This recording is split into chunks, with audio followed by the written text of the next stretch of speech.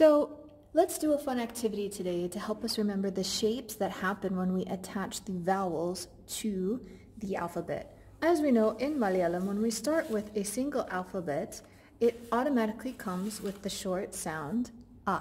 So this is ka. But when we want to add other sounds to it, we need to be able to attach the verbs correctly. So let's go over the forms. Ka, ki, ku, kr, ke,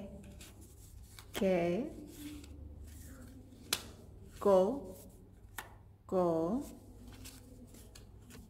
kai, kam, ka, cow.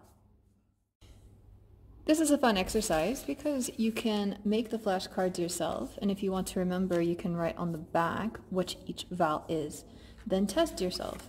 Just grab a random one and try to see, okay, it is ke, or it is ke. Or what you can do is you can have someone else tell you a sound, like if they tell you ki, you can find the right letter and attach ki. Or ko.